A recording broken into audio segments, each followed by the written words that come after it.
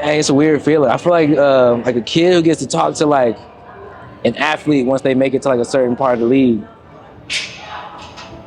That's crazy. I wonder what that kid would ask that athlete. You know, what they would be Yeah. most curious about. Yeah.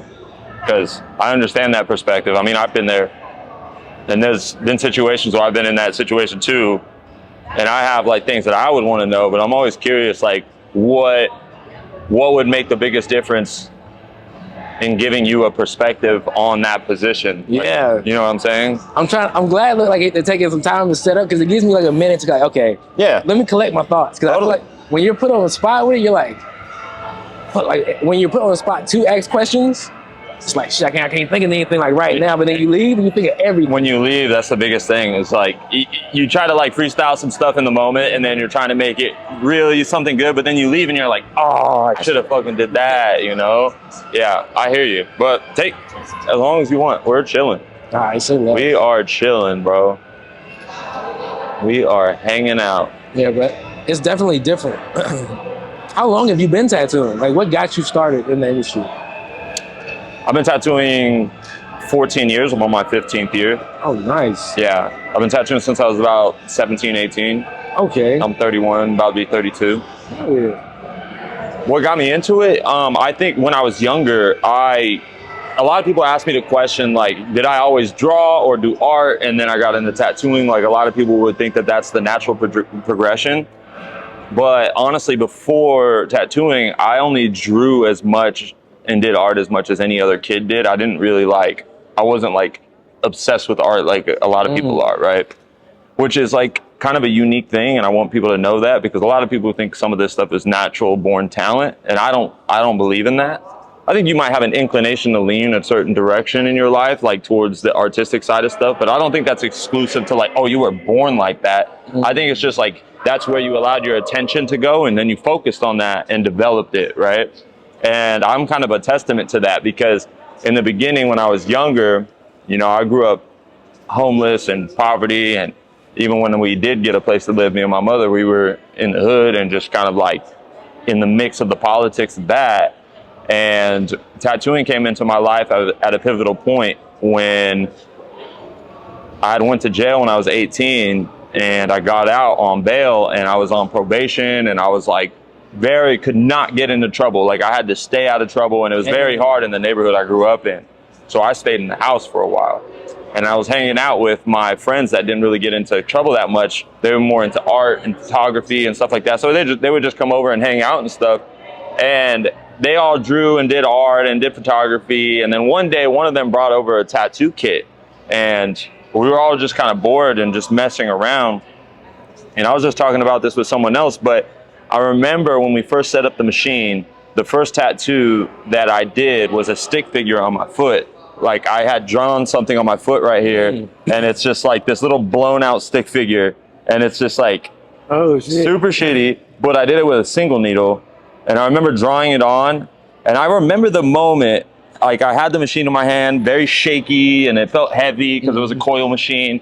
We turned it on, and that vibration hit, and it felt very like heavy, and it felt like a brick, and I was like, holy shit, this is crazy, and this is the needle.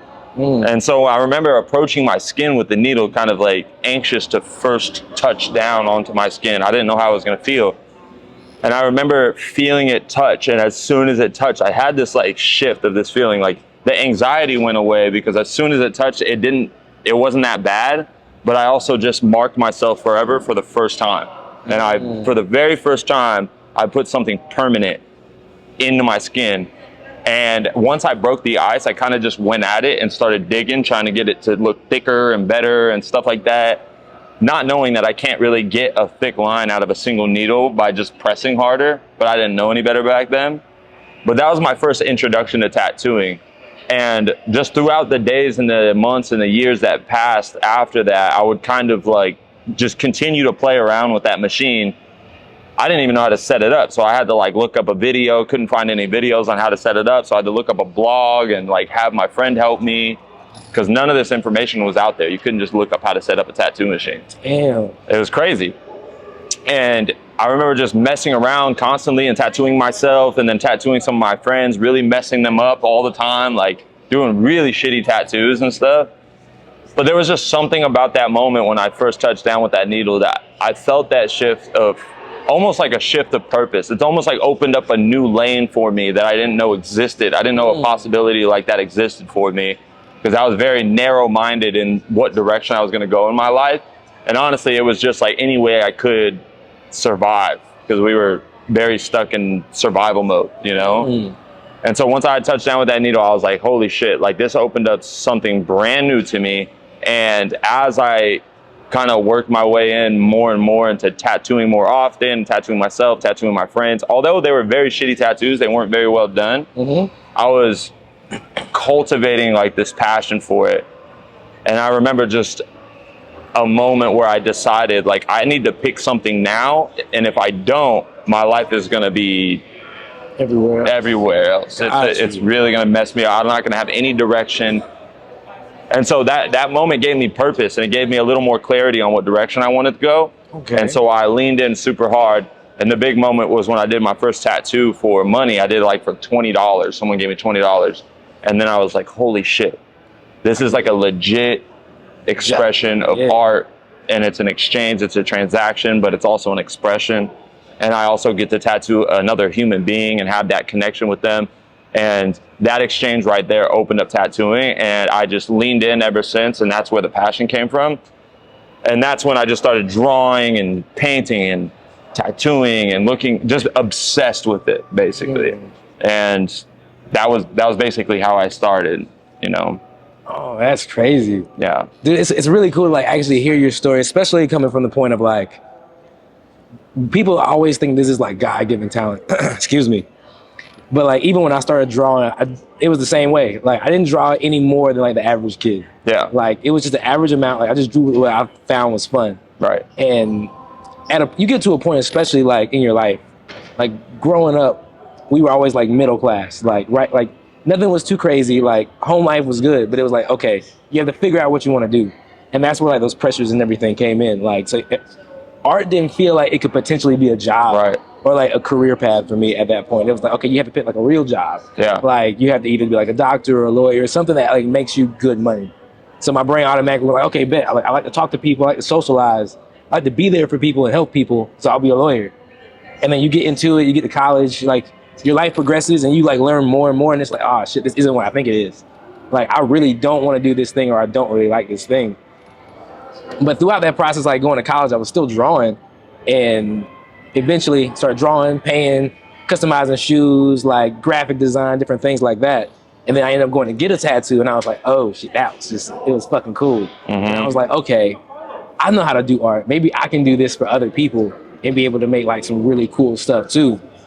But I feel like I had like that shift post after I started tattooing, when I had my first client like cry after I did something simple. Like, it was a very like meaningful piece to her, but it was just like 3 small doves, like just 3 silhouettes, but it was just to like represent her son, you know what I'm saying, that she had lost. And just being able to see, like, that's when it clicked for me, like, oh shit, this does a lot more for people than just put something on their skin. Like, this is a genuine like connection. This is a ritual in a way that like can really help and elevate people's lives and make them feel better about themselves. Like, not just aesthetically, but like really do something for your soul. You know what I'm saying? Totally. So I feel like that's a big thing too. And being able to find people that like resonate with those parts of you, like, really hits home. I totally agree, and that's very well put, because it's more than skin deep, you could say, because there's the aesthetics of the tattoo and there's the quality of the tattoo, but there's also the energy put behind it, and the moment in time that it represents, or the person it represents, or the energy that it represents, and it shifts something in people. So, you know, we do large scale work and stuff, and that's great, but it doesn't need to be the biggest, craziest tattoo for it to have a deep meaning to somebody. And all different types of people have that energy shift from the piece that they get, depending on how their perspective is on it. So it is not completely tied to like, oh, you have to get a back piece, or you have to get something small. You get whatever feels good and feels right for you, for what it tries to represent. And the fact that we can touch people like that and make that shift in a situation where it's also lucrative, and you're doing art and you're connecting with people and you're shifting something in someone's life or perspective, or that's something that I don't think really exists in other industries. And this hits like a bunch of different areas that, even for me personally, when it clicked for me, I was like, this is something I can get behind fully, not just something that I'm like, oh, I got to pick something, I guess I'll just pick this. It's almost like it unveiled itself to me, and where I was at in my life at the time, it just almost fit like a puzzle piece. And then I was like, wow, like it just fit. And then from there on out, all that we had to do is, and I don't know if you went through something similar, we had to get past that sense of self-sabotage, or this kind of what is that term I'm looking for? That imposter syndrome about like, okay, I'm starting to try to become a tattoo artist, but am I a tattoo artist? Am I the type to be able to do a tattoo and then call myself a tattoo? I don't even really do art. Like, I don't even do this. I don't. And so I think for a lot of people, that imposter syndrome is what holds them back from becoming, like, leaning into something, because they see other people doing it and they're like, they could do it, but I don't know if I could do that. I feel like the thought of it can be like crippling in a way. Yeah. Like it can kind of hold you hostage for a bit too. Because I feel like even before I started actually tattooing, there was like a thing to where it's like, okay, this thing is like, I can't do that because this is permanent. Yeah. Like it's something that kind of just holds you back from it until you hop over that hurdle. Like you can, once you do it for the first time, you're like, okay, maybe I actually can do this. Totally. Like, and it's a shift in it too. Like you have to get over, it's a mental hump. And I wanted to touch back on like just the part of not being born like with talent. Like, cause a lot of this, especially like art, like you teach yourself these things, you know what I'm saying? I feel like you find your genius throughout the process of going through the stages of like learning this thing and figuring it out through like your own experiences in real time. Like going through different lessons, theories, like, and trying it out, experimenting with it. And that's when you find something like really new. And that just kind of tailors into one of the other questions that I had for you. Like, one of the things that really attracted me to like your work and to begin with was like the high contrast part of it, especially with me like being an artist who was in the area that I was in. I was tattooing like a lot of like black and brown people. Yeah, darker skin. So I was like, okay, how do I make these tattoos look really good too? And it's like, okay, I had to find some, like I had to learn like, okay, it's the contrast in it. Yeah. And that's what can really shift the work. And that's when I ended up finding you. And I was like, okay, this guy really like put this on like a new level. So how did you end up like developing that and progressing to where your stuff was so high contrast, breathable, but it's like you can see it from across the room, and then the closer you get to it, it's just like you get more and more of that detail. Yeah, totally. Obviously this happened over many years and it developed over many years, and I was around other artists that were playing around with similar types of contrast, and I sort of picked up on that. But I think the biggest thing for any artist, especially if they don't have enough influence around them or they're not working around artists that are doing what they want to do, the best thing you could do is study your healed work and always only care about the way that the tattoo heals. And I know this is said like many times, but I can't stress this enough. It's just like a lot of social media era, we always try to tattoo for the fresh look about how that picture is going to look. How can I hit these highlights? Because I know that when I hit the camera with the polarizer lens, the highlights are going to pop like crazy. But how does it heal though? Like, how does it look when it heals, and what are they living with for the rest of their life? Because at the end of the day, the tattoo that they're living with after it heals is the real thing. Yeah. And the fresh thing is just part of the process, right? It's just a step to get to the final result. So when you study enough of your healed work and you're seeing all of these areas that look dark at first, but then grayed out over time, even over like just 1 month, like these areas that look super dark that might have made the tattoo look decent when it was fresh, they start to gray out and lose its solidity or its structure. And you start to see those spots become blotchy and gray, and you're like, oh no, I didn't want that. I wanted it to look like how it did when it was fresh. And then you start getting real clear, well, why did I like it when it was fresh, but not when it was healed? And I realized those darker areas that I thought were like meant to be gray were actually meant to be that dark when it heals, not just when it was fresh. So I started playing around with like, okay, I need to go in deeper. I need to go in darker and just trust the process of the healing, that it's going to land around a tone that I want it to be.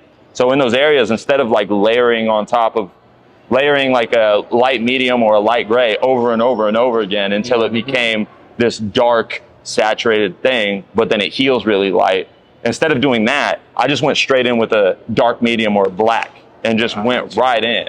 Okay. And instead of building up to this dark tone that I thought was a dark tone, I actually went in with a dark tone first try and committed to the darkness of that tone. And then as long as I made sure that the open skin was there and it was breathing and it had some breathability to it, the contrast between that dark area and that skin break was all that you needed to develop the contrast. And then holding back on how much of that negative space that I toned over, because a lot of us will get into this mode where we're trying to add more detail, or you'll squint your eyes and you'll look at the reference and you're starting to see tones that are like, is that a light gray? Is that skin, or is that light? I'm gonna put more light gray because I feel like it'd be more detailed. So people would be like, that looks like it's more detailed because you added so many more tones into it. Yeah. But you took away everything that made the tattoo pop, you know? I think a good way to look at it is like black and gray, the way that we do it is like sculpting out a marble, right? And when you're chiseling away, that's the blacks and the grays. But the medium of the structure of it, the actual marble, is the negative space. The medium is the skin. It's not anything else. So if the medium is the skin, if you chip away at the medium too much, there's no marble left. There's no medium left. There's nothing there. So if you go black and gray too much, there's nothing that's going to be there to stand out or pop, right? On its own, yeah. Right. So you're almost carving the shapes out of the negative space, out of the skin, and with keeping in mind that that negative space is the whole point. It's like that's what you're focusing on. It's not like you're just painting with black and gray and that's the actual point. No, you're carving out of the negative space like it was marble, basically. So all we need to focus on is having that wide open skin, that really dark that you actually apply a dark tone or black to, and then the grays are just accenting the transitions to give it the shape. But you don't overdo the grays. The grays aren't the point. Those are a side dish to the main course. We always focus on the skin and the dark, and that's it. The bare bones structure of the tattoo. So when you really break it down and you really feel that balance between that open, soft airiness and that structure, solid, bold, that's what I started to hone in on, and that's why I start to do anything I need to do to get contrast. It doesn't matter if I have to add a dark line or solid black shape or solid black areas that normally would be gray, like anything I could do to really get that to come together and punch, you know? Okay. So I think it's all in just how you see the approach to the tattoo. And that marble analogy is really important to me because it's almost like you're just sculpting the statue of David out of these blacks and grays, but the medium is actually the skin. Nah, like when you said that, I definitely had like a light bulb go off in my head. Totally. It was like an aha moment for sure. Okay. Yeah. Nice. Yeah. Nah, that helps a lot. 100%, man. Yeah. What do you feel like has been one of like your struggles as an artist?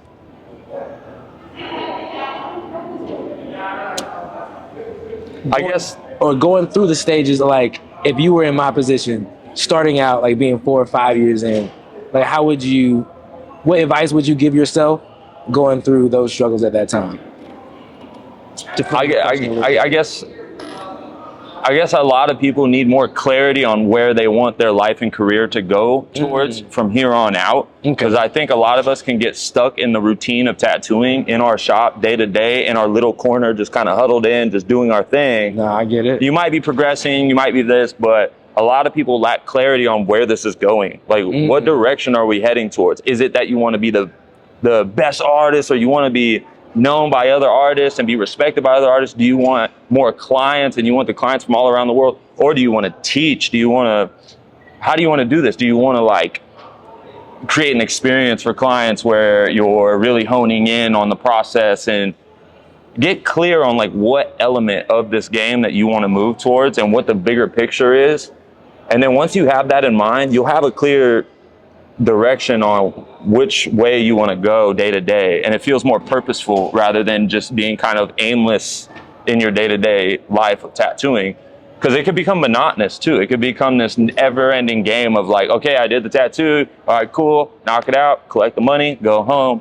All right. But how do we add that specialness into it? How do we add that, make it more profound in our life? Make it fulfilling. Make it more fulfilling and more connected to it. And I think if you try to find a way to connect to the process and get a little more clear on the bigger picture of what you're actually doing, and also what community you're a part of, you start to kind of feel that you're a part of something bigger than just yourself, especially with shifting energy in people and like all of that stuff. It's like we have a power in this industry to be able to shift that energy, be a part of a community, and just something way more profound than just knocking out tats and then collecting some bread, right? It's much deeper than that, but it's only as deep as you make it. So I'd say like connect to a purpose that's bigger than just day-to-day tattooing. Get a little deeper with it and just gain clarity on the bigger picture, because that'll really give you a more fulfilling day-to-day, especially as you're just going along, chugging along, you have a direction to go, and it gives you a more sense of like, I'm in this and I know why I'm in this, you know? Okay. So defining your why, I would say, is a big part of it. Okay. Nah, I get it. I get You know? it. I definitely. So like to your point, when you said that you did those little 3 doves, and then that was the point where it shifted because they cried about it, and that was like a very visceral, emotional moment. Like imagine if you really honed in on that's why you do this. I do this to shift that energy in people and then make that a special experience for them to the point where they feel it. You know, they don't just get the tat and they go and they got a dope tat and then they just forget about it. You want to create this like emotional experience that changes something in them. If you really honed in on that, you can curate the way you talk to people, the way you connect with people, the energy you bring day to day to your craft, and like your process and moment to moment, how present you are with the person. If that's what you want, the more deeper you go into that, the more you're going to experience that. And then all of a sudden you start to be known as the guy that you go to when you want something special, not just something everyday, just meaningless. I definitely agree. I feel like just me focusing more on that too, like making sure I'm doing this for the right reasons, making sure I'm doing these to make people feel good. Yeah. Really focusing and honing on that feeling is also what put me in the space to do that to an even better level. Yeah. Like putting out that kind of energy is what led me here to be at the shop that I'm at now. Totally. So that we can really cultivate that energy even more. Like, how can I really make this a good experience for people? You know what I'm saying? Because like, even after you get these tattoos, like somebody can be like just purely a collector, but nobody's going to forget how they felt while they're getting that tattoo. 100%. So I feel like the experience is just as important as the tattoo. Yeah. You know what I'm saying? Like somebody can love the artwork, but if they don't love the person that put it on them or have any kind of connection to them, it kind of makes it not hit the same. Like I feel like that's one of the biggest things, especially with tattooing, that people need to really just focus on whenever it comes to like their clients. You know what I'm saying? I agree with you. And just to round up everything we just talked about and finish out, I would say that a lot of people don't realize that the finished result of the tattoo is literally 1% of the entire process. If you think about what it takes to create a tattoo for somebody, it's all only process. Because from the design to the consultation to the application to putting on the stencil, that's all process. So the entire point of the tattoo experience, the finished result is here, and this is where the whole thing happens. Fact. So yes, the end result matters, but it's this much of a bigger thing, right? So this bigger thing is the experience you give and the process that happens. And the more present you are in this process and the more energy and genuine feeling that you put into this process, this matters more than this, if you put it like that. You know what I'm saying? So it's all in the process. Be more present in that process, and I guarantee you the tattoo will take care of itself, because that end result is only 1% of the bigger picture. No, I definitely agree. I appreciate you sitting down with me and just chatting up and answering all my questions, man. No problem, man. It's been a pleasure. Yeah, and let them know your Instagram. My Instagram is Dontavious Davis, DONTAVIOUS DAVIS _. Go give them a follow, guys.